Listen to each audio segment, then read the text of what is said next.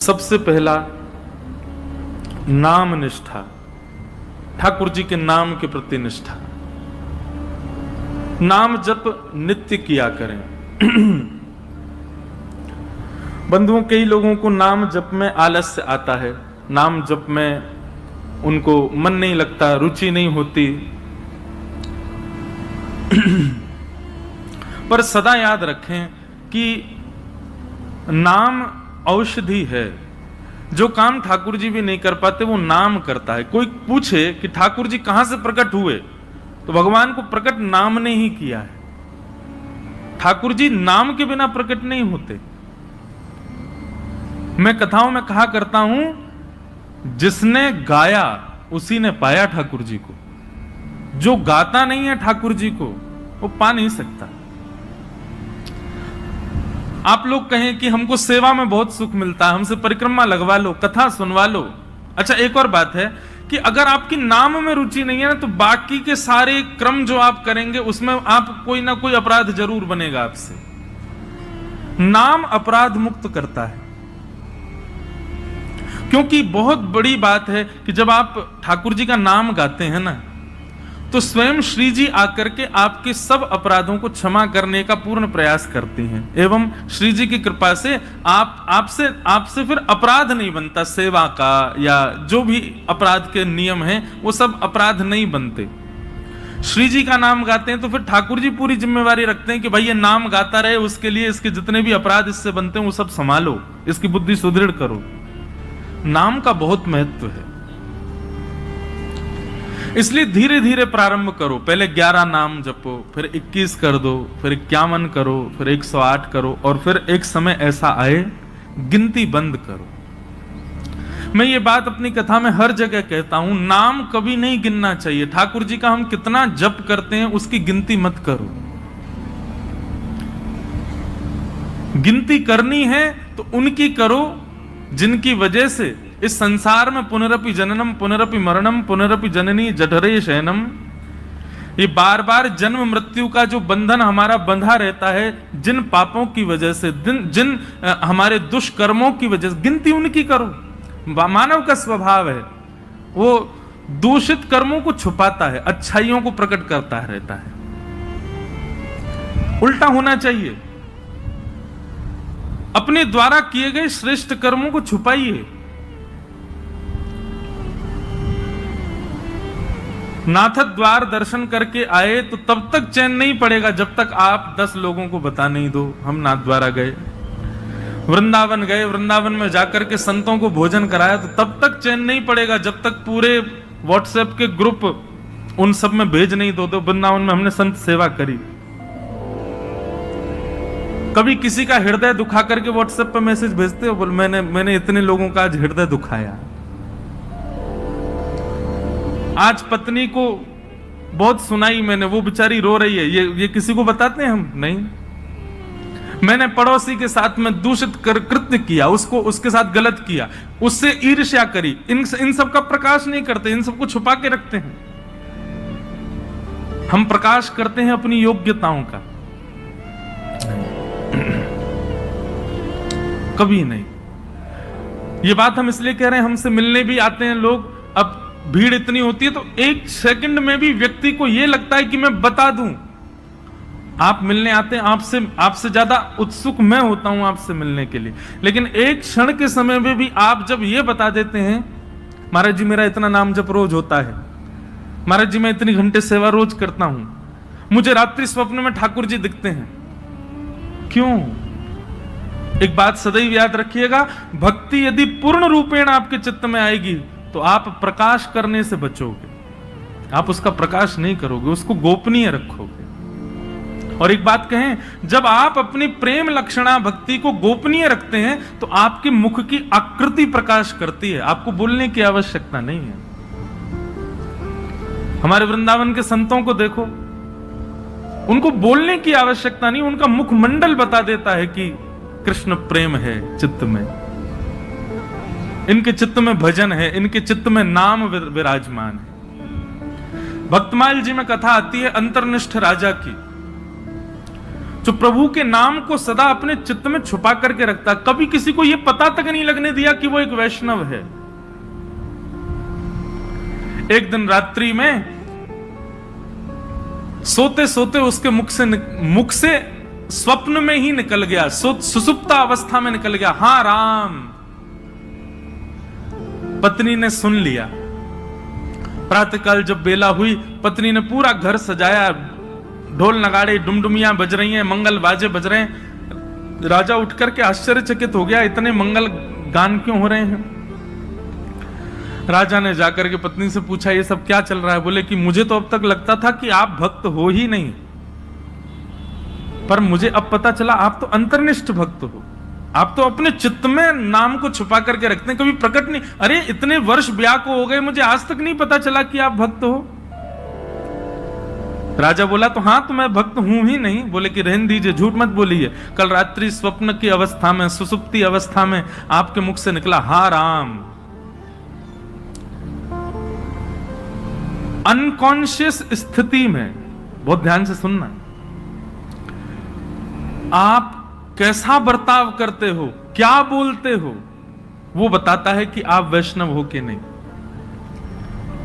आपका बुद्धि विवेक सब बिल्कुल संयमित है और उस समय आप भक्ति भाव में रहो, ये सामान्य बात है। लेकिन कभी ऐसी स्थिति आ जाए जहां पर आपको यह भी नहीं पता कहां क्या करना है, कैसे करना है, क्या क्या मुझे होना चाहिए, ऐसे अनकॉन्शियस जब हो जाओ, तब आपके मुख से जो निकलता है उससे पता चलता है कि आप कौन है।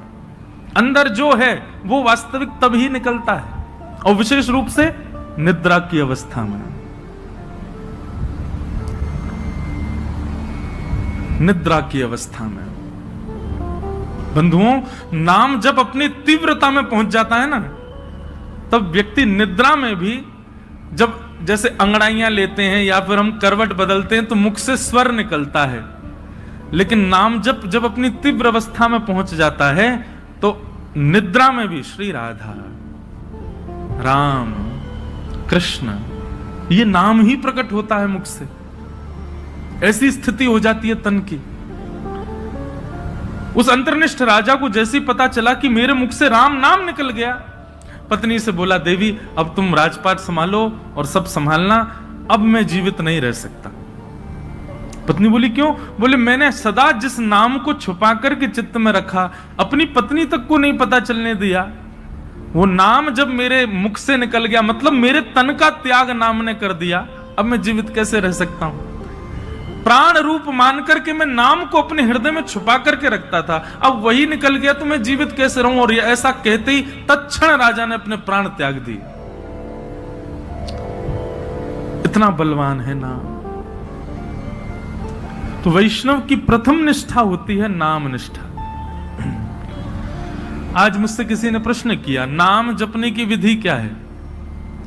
ये विधि विधान जो होते हैं ना, ये श्लोकों के लिए होते हैं, मंत्रों के लिए होते हैं, नाम के लिए कोई विधि नहीं। जपात सिद्धिर जपात सिद्धिर जपात सिद्धिर न संशय। उठते बैठते खाते पीते हंसते हर समय जपते रहो। नाम है ठाकुर जी का। आपका गुरु मंत्र जो है, गुरु श्लोक, गुरु मंत्र जो आपको मिला है, या द्वादशाक्षर मंत्र है, यो जो मंत्र की विधि है, उसके लिए तो आपको आसन चाहिए, स्वच्छता चाहिए, एक जगह बैठना, मन एकाग्र होना, ये सब चाहिए। पर नाम तो आप हर समय जप सकते हो, हर समय, हर क्षण। तो वैष्णव की सबसे पहली निष्ठा है नाम निष्ठा। इसलिए नाम को प्रारंभ कीजिए। अच्छा, नाम के प्रति 2-3 बातें ध्यान रखिएगा। नाम जपना भी एक सेवा है, और जैसे मंदिर की ठाकुर जी की सेवा है ना, उसमें अपराध नहीं होना चाहिए, उसमें लगन होनी चाहिए, उसमें तत्परता होनी चाहिए, उसमें स्वच्छता, शुद्धता और हृदय में प्रसन्नता होनी चाहिए। ठीक वैसे ही नाम भी एक सेवा है। जब आप कृष्ण बोलें तो आपके चित्त में त्रिभंग लली, वरहा पीड़म नटवर वपुः कर्णयो कर्णकारम, कस्तूरी तिलकम ललाट पटले वक्षस्थले कौस्तुभम, नासाग्रे वर मुक्ति कंतर तले वेणु करे कंकणम, सर्वांगे हरिचंदनम सुललितम कंठे च मुक्तावली, गोप स्त्री परिवेष्टितो विजयते गोपाल चूड़ामणि। कृष्ण कहते ही आपके चित्त में गोपाल जी प्रकट हो जाएं, उनके मधुर रूप का दर्शन होने लग जाए। श्री राधा कहते ही अति सुकुमारी अति सुकोमला हमारी वृषभानु नंदिनी किशोरी जी की झांकी आ जाए, और फिर उस नाम को ही कभी इत्र मान करके, उस नाम को ही पंचगव्य पंचामृत मान करके, उस नाम को ही वस्त्र मान करके, उस नामी की ही श्रृंगार करो, सेवा करो, माला पधराओ, सुंदर नाम से ही आरती करो, नाम का ही प्रसाद भोग अर्पित करो। इस प्रकार नाम से निष्ठा से सेवा होती है। केवल ये माला फेरना और जप पूर्ण करना, अपनी संख्या पूर्ण करना नाम जप नहीं होता है। चित्त में एक कुंज का निर्माण करो, सुंदर यमुना जी बह रही हैं, सुंदर हरे भरे वृक्ष हैं, पीछे सुंदर सुंदर गिरी कंदरा दिख रही हैं, बीच में एक सेज सजी है, उस सेज पर हमारे श्याम सुंदर विराजे हैं और नाम चल रहा है। नाम वृक्षों में भी दिखे, नाम सेज पर भी दिखे, नाम यमुना जी में भी दिखे, नाम पीछे के सुंदर गिरी कंदरा में भी दिखे, और नाम ठाकुर जी में भी दिखे। पर उसी नाम के जल से ठाकुर जी को अभिषेक कराया, उसी नाम के जल से ठाकुर जी को प्रक्षालन किया, उसी नाम के जल से, उसी नाम से ठाकुर जी को वस्त्र धारण कराया, उसी नाम से इत्र धारण कराया, उसी नाम से प्रसाद, उसी नाम से ही ठाकुर जी को आरती, और उसी नाम से बलैया। ऐसी पूरी एक सेवा की विधि है। उस सेवा को मानसी रूप में करते हुए नाम जप करना, ये नाम निष्ठा है। ऐसे नाम जप होता है। नाम जप का दूसरा रूप, आज जितना हुआ है कल उससे अधिक होना चाहिए। अगर नाम जितना आज है कल भी उतना ही है, और बल्कि परसों कम और हो गया, तो इससे नामापराध होता है। नाम बढ़ना चाहिए, नाम बढ़ाओ। नाम के प्रति दूसरी भावना, कोई यदि आपसे पूछे कि आप क्या जपते हो, तो पहले परख लीजिए। यदि वो अधिकारी हो तो ही बताइए, नहीं तो उसके सामने प्रकाश करने की आवश्यकता नहीं है। अपने आप को ऐसा बता दो, नाम तो कुछ करते नहीं, महासंसारी हैं हम, तो पापी पामर जीव हैं। अपने आप को मत दिखाइए कि आप नाम जापक हैं। कोई यदि पूछे और लगे कि हाँ ये वैष्णव है, कोई गुरुजन पूछे, हम पूछ लें, हम तो वैसे हम भी संसारी हैं, हम पूछे तो मत बताओ। कोई संत पूछे, कोई महापुरुष पूछे, कोई वैष्णव पूछे, तो उनको उजागर करो। सबके सामने उजागर नहीं। यहां लोग बताते फिरते हैं कि हम कितना नाम जप कर रहे हैं, क्यों नहीं, ये नामापराध है। सबके सामने अपने नाम का प्रकाश मत करो। भाई, अगर किसी भाव से आपका प्रेम बढ़ रहा है, उस भाव को गोपनीय रखो ना, उसको प्रकाश करने की आवश्यकता क्या है। तो नाम में इस बात का ध्यान रखें कि अगर कोई व्यक्ति अयोग्य, किसी को मत मानो, लेकिन यदि आपको अनुभव हो जाए कि ये वैष्णव भाव में नहीं है, बस ऐसे ही चलते फिरते पूछ रहा है, तो उसके सामने अपने आप को मूर्ख ही घोषित करो। ये मत बताओ कितना नाम जपते, नहीं तो नामापराध होता है। तो सबसे पहली वैष्णव की निष्ठा होती है नाम निष्ठा। वैष्णव की दूसरी निष्ठा होती है तुलसी निष्ठा। उसके तन पर यदि तुलसी स्पर्श नहीं है, तो ठाकुर जी उसके हाथ से सेवा तो बहुत दूर की बात है, जल भी स्वीकार नहीं करेंगे। इसलिए आपके तन पर तुलसी स्पर्श होना बहुत आवश्यक है। यह वैष्णव की दूसरी निष्ठा है। कई लोग पूछते हैं तुलसी धारण करने के लिए, आप लोग धारण कर लीजिए, लेकिन उसके बाद लोग पूछते हैं महाराज जी, अगर हम तुलसी धारण कर लें और कहीं कुछ खाना पाना हो, तो तुलसी धारण करने के बाद में एक नियम का पालन आपको निश्चित रूप से करना है कि कुछ भी खान पान ऐसा नहीं करना जिससे तुलसी का अपराध बने। और यदि आपने कहीं गलती से तुलसी जी के धारण के पश्चात कुछ ऐसा खान पान किया है, तो दूसरे दिन उन तुलसी जी को यमुना जी में पधराओ। आना पड़ेगा, भोपाल से वृंदावन ही आओ, तुलसी जी को पधराओ, क्षमा याचना करो, ब्राह्मण भोज कराओ, संतों के चरणों में प्रणाम करके क्षमा मांगो, फिर दूसरी तुलसी जी ठाकुर जी के चरणों में अर्पित करके फिर धारण करो। फिर ये वचनबद्ध हो जाना कि अब नहीं करेंगे। एक व्यक्ति मुझसे बोला, बोले महाराज जी जब खाते पीते हो उस समय उतार दें, खान पान करके फिर पहन लें। वाह, ऐसा नहीं करना है। मन में एक भाव आता है कि श्री तुलसी जी आपके कंठ में विराजमान होने के लिए अपने रूप का त्याग कर देती हैं। वो एक पौधे के रूप में होती हैं, वृक्ष के रूप में होती हैं। ठाकुर जी को सुख देने के लिए नवीन नवीन अपने अंदर पत्रों को प्रादुर्भाव करती हैं, ठाकुर जी की सेवा में जाएंगे। लेकिन आपके कंठ को सुशोभित करने के लिए और आपके तन के कल्याण के लिए वो अपने उस रूप का त्याग कर देती हैं, अपने आप को छिलवा देती हैं और उसके बाद माला बनकर के आपके गले में विराजमान होती हैं। इतना बड़ा त्याग तुलसी जी हमारे लिए करती हैं, हम उनके लिए ये सामान्य सी वस्तु नहीं छोड़ सकते। इसलिए तुलसी निष्ठा, तुलसी जी को धारण करो। तुलसी जी गले में धारण होने के बाद में जैसे ही आप कुछ भी पाते हैं, पहली बात तो प्रसाद ही पाएंगे। प्रसाद पाते ही जैसे ही कंठ से नीचे जाएगा, कंठ में तुलसी जी है, नीचे जाते ही उसमें जितने दोष होंगे सब समाप्त हो जाएंगे। तुलसी जी कंठ में धारण हैं और उस समय आपने जलपान किया तो जलपान जैसे ही तुलसी जी के यहां कंठ से नीचे गया, तुलसी जी का स्पर्श होते ही वो साक्षात श्री यमुना जी का, श्री गंगा जी का जल हो जाएगा, ठाकुर जी का चरणामृत हो जाएगा। अरे कहां तक कहें, आप स्नान करेंगे और जैसे ही जल अपने सिर पर डालेंगे, आपके मुख पर आकर के जल जैसे ही तुलसी जी का स्पर्श करके सर्वांगीण अंग पर जाएगा, वह भी दिव्य किसी पवित्र नदी का रूप धारण करके, उनके जल का रूप धारण करके आपके तन को पवित्र कर देगा। तुलसी निष्ठा।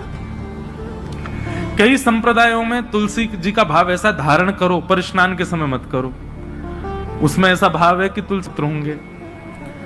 तो अपने अपने गुरुजनों की प्रणाली के अनुसार आप उसका कर सकते हैं भाव। कई मन में भाव रखते हैं कि हम शौचाचार के लिए जाएं तब तुलसी जी को उतार दें। आपके भाव के ऊपर निर्भर करता है, आपका भाव कैसा है, उस अनुसार आप उसका पालन कर सकते हैं। नहीं तो शास्त्र और संतों की आज्ञा तो 24 घंटे आपके कंठ में तुलसी होनी चाहिए। तो दूसरी निष्ठा क्या है? और तीसरी और सबसे विशिष्ट निष्ठा एकादशी निष्ठा। वैष्णव को एकादशी व्रत निश्चित करना चाहिए। एकादशी के दिन अन्न में पाप का निवास होता है और उसके कारण एकादशी के दिन, अब यहां पर भी एक बात आ जाती है, भाव की बात आती है। देखो, भाव प्राधान्य जब हो जाती है ना बात, तो फिर वहां पर नियम नहीं चल पाते। बहुत ध्यान से सुनिए सब लोग। अब हमारे राधा वल्लभी है और हमारे हरिदासी वृंदावन के, वहां पर अधिकतर एकादशी नहीं मानी जाती। क्यों? उनका भाव ऐसा है कि भाई ठाकुर जी का भोग है, कल हमने ठाकुर जी को भोग लगाया, वो अन्न था जिसको हमने भोग लगाया, प्रसाद बन गया। अब आज एकादशी है, हम उस प्रसाद में फिर ये कर रहे हैं कि नहीं आज एकादशी, आज तो हम उसको पा ही नहीं सकते। तो ठाकुर जी का भोग, उसमें एकादशी पर अन्न कैसे हो सकता है? हम प्रसाद को अन्न कैसे मान सकते हैं? इसलिए कहीं ये भाव उत्पन्न ना हो, इसलिए कई हमारे आचार्य चरणों की प्रणाली में भाव से एकादशी का नहीं नियम माना जाता। पर आजकल के मॉडर्न जमाने में करवा चौथ भी नहीं रखती कई माताएं। क्यों? अरे मेरा ब्याह हुआ, मेरा पति इतना फल फूल रहा है, उसके लिए मैं भोजन क्यों त्यागूं? मैं तो खूब रज रज के पाऊंगी। इसलिए माताएं पाती हैं। देखो, कितना भी आप पाओ, लेकिन जब करवा चौथ के दिन कोई मां, कोई बहन अपने पति के लिए व्रत करती है, तो एक दिन के लिए किया गया व्रत वो शोभनीय लगता है, सुंदर लगता है, उसमें कोई पीड़ा नहीं, सबको अच्छा लगता, बल्कि माताएं सौभाग्य मानती हैं कि हम व्रत करें। और आजकल तो भाई लोग भी करते हैं पत्नी के लिए। अच्छा है, आप लोग ज्यादा एक्सपीरियंस्ड हो, हमको नहीं पता, लेकिन हमारे लिए तो भैया एकादशी जो है ना, हमारे प्रियतम के लिए ये करवा चौथ का व्रत है हमारा। हम अपने श्याम सुंदर रूपी प्रियतम के, अच्छा लोग कहते हैं आयु बढ़ती आदि आदि, जो भी कुछ भी बढ़े ना बढ़े, लेकिन हाँ करवा चौथ का व्रत जब मां करती है तो उसका अपने पति के प्रति प्रेम बढ़ता है। पति को भी लगता है अरे मेरे वजह से बच्चा भूखी प्यासी बैठी सुबह से। भाई सेक्रीफाइस जो होता है ना, ये प्रेम में बहुत आवश्यक है। और अन्न जो है ना, ये हमारे प्राणों को धारण करता है। अगर हम उस अन्न के प्रति एक दिन का सेक्रीफाइस करते हैं तो उसमें कौन सी बड़ी बात है। और भाई ऐसे सेक्रीफाइस यदि अगर रोज करो, सब जानते हैं एकादशी कैसी होती है, कुटू की पकौड़ी, कुटू की कचौड़ी, समा के चावल, मखाने की खीर। अगर व्यक्ति एकादशी वाला फलाहार नित्य करने लग जाए तो 7 दिन में 5 किलो वजन बढ़ जाए उसका। आप बाकी के दिन इतना नहीं पाते जितना एकादशी, और एकादशी के दिन तो कई लोगों को वैसे तो 3 बार पाएंगे, नाश्ता, भोजन, रात्रि भोजन। एकादशी के दिन 6 बार पाते हैं। बोले हमारा व्रत और है, बार बार कहते और है इस बात को, व्रत है आज हमारा। सब बातों की बात एकादशी करनी चाहिए। और उसके पीछे भाव क्या है, हम अपने प्रियतम के लिए बस हमारा भक्ति में प्रेम बढ़े, हमारी प्रेम लक्षणा भक्ति बढ़े, हमको वो और प्रिय लगे, उसके लिए हम व्रत कर रहे हैं। अन्न जल का त्याग करके, फलाहारी होकर के व्रत कर रहे हैं। पर हम एक बात आपसे निवेदन करें, एकादशी में कुछ चीजें और मिलाइए। व्रत का मतलब क्या होता है, हमने एक पर्टिकुलर वस्तु का त्याग कर दिया। पर एक बात मेरे मन में कभी कभी आती है कि अन्न का त्याग करना कोई बहुत बड़ी बात नहीं है। आजकल के बच्चे सो करके उठते 12 बजे हैं और 12 बजे उठते हैं तो फिर भोजन पानी उनका ऐसी अस्त व्यस्त ही रहता है। आजकल के बच्चे एक समय ही भोजन कर लें वही बहुत है। तो भोजन का त्याग करना कोई बहुत बड़ी बात नहीं है। कई लोग बिना भोजन के भी निकल जाते हैं, बिना भोजन के भी रह लेते हैं।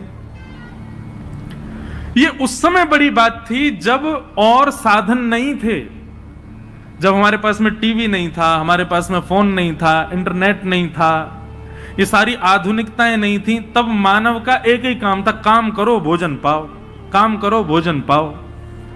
भोजन ही सब कुछ होता था। उन कालों में उस भोजन को त्यागने के लिए व्रत की विधा बनाई गई। पर वास्तव में व्रत उस वस्तु का होना चाहिए जिसके बगैर आप एक क्षण नहीं रह सकते। उस वस्तु का व्रत होना चाहिए। तो कई बातें हैं। एकादशी में 2-3 चीजें जोड़िए। आप आज की तो निकल गई, अगली एकादशी आवे तो जैसे जो आपका अवगुण है, जैसे कई भाई लोगों को, कई लोगों के अंदर अवगुण आ जाता है, कुछ खान पान का अवगुण हो, स्वभाव व्यवहार का अवगुण हो। सब जानते हैं कि मेरे अंदर अवगुण क्या है। मुझे क्रोध बहुत आता है, मुझे इसके प्रति ईर्ष्या होती है, मुझे ऐसा लोभ होता है, मुझे इसके प्रति मोह है। ये जो आपकी दूषितताएं, उनका व्रत कीजिए। सावधानी से सुनो, सब लोग इधर देखो, कथा सुनो। अपनी दूषित वस्तु जिसके बगैर आप एक क्षण नहीं रहते, उसका त्याग कीजिए, तब व्रत माना जाएगा।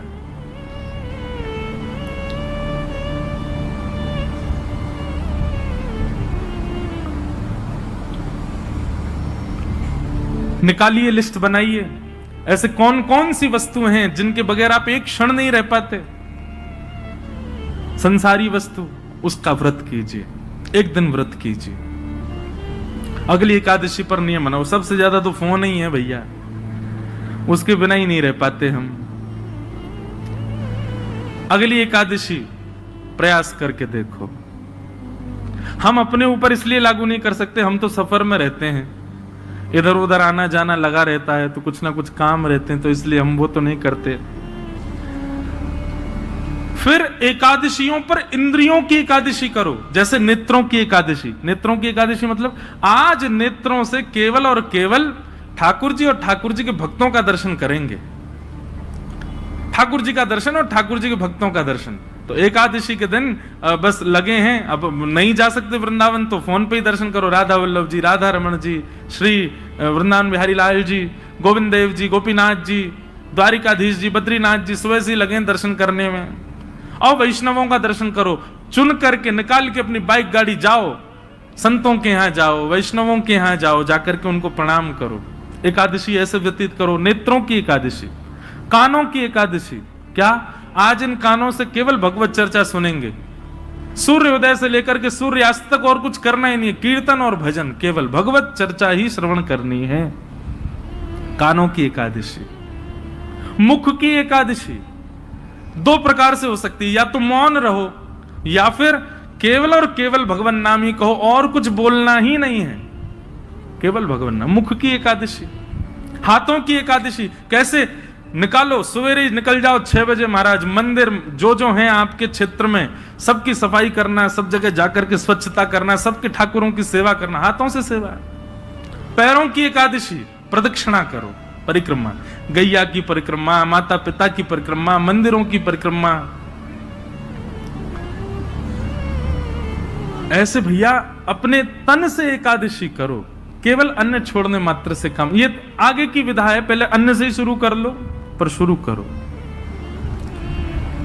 ये 3 निष्ठाओं का यदि आपने पालन कर लिया तो दावे से कह रहे हैं अंतिम श्वास से पूर्व ही ठाकुर जी का निश्चित दर्शन होगा, निश्चित ठाकुर जी अनुग्रह करेंगे। और भाई प्रयत्न तो करने पड़ेंगे, बिना प्रयत्न के ठाकुर जी तो नहीं मिल रहे। हम इतने बड़े भक्त तो है नहीं कि ठाकुर जी बेचारे हो कहे कछु ना करे आदमी ले आओ याते।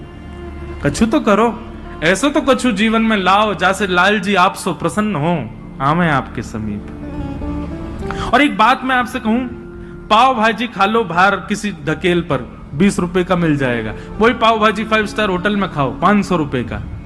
क्यों? प्रस्तुतिकरण में भेद है।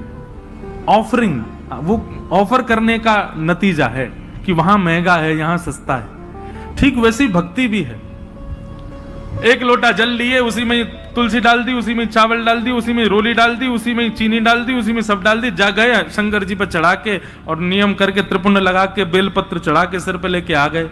एक तो ये ऑफरिंग है और एक दूसरी ऑफरिंग है, सारी सामग्री बढ़िया सुंदर सजा करके लेकर के गए, एक एक करके एक एक सामग्री शंकर जी पर चढ़ा रहे हैं, सुंदर कोमल हाथों से शंकर जी के सुंदर अभिषेक कर रहे हैं, और उसके बाद में सुंदर इत्र लगा करके त्रिपुंड लगा करके प्रणाम करके खूब देर बड़ रज रज के भाव से करके आ रहे हैं। दोनों में अंतर है कि नहीं?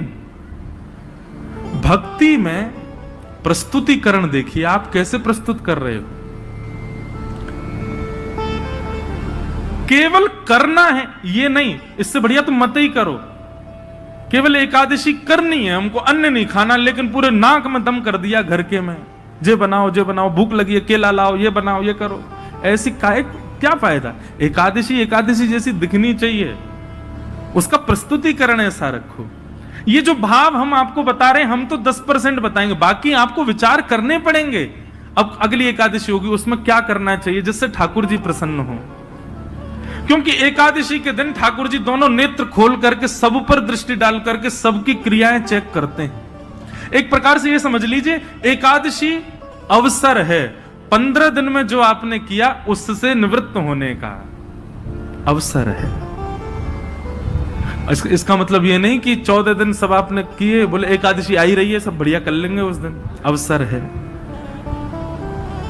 अवसर मिला, अब अगले दिन से प्रयास करें कि अब दूषित नहीं करना है।